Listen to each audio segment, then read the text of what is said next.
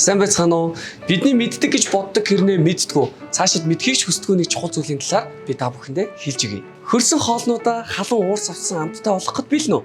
Тэгвэл олон юм нуршлгүйгээр хоолоо хамтдаа явж халаацгаая.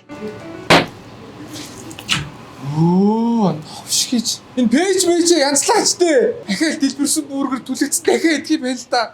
Та бүргэрээ халахдаа амсрыг жоохон нэгээд халааж байгаарай. Мөн бүтээгдэхүүнүүдийг хэд удаан халааж болохгүй шүү. Дараах зааврын дагуу бүтээгдэхүүнүүдэд халаах нь хамгийн тохиромжтой.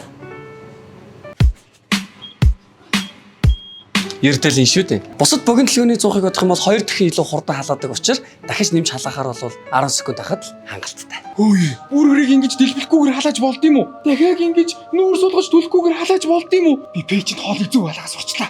Ингээд миний шинэ амьдрал эхэллээ. Хүмүүсээ! Дараагийн зөвлөгөө.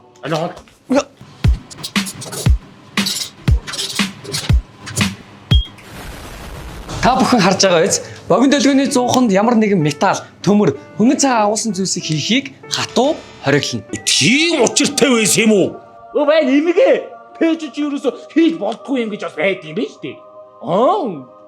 Би уугааргүй. За ингээд богино долгионы 100-ыг хэрхэн зөв ашиглахыг та бүхэн маань сурсан бахаа гэж найдаж байна. Сэвгээр үйлчлүүлсэнд баярлалаа.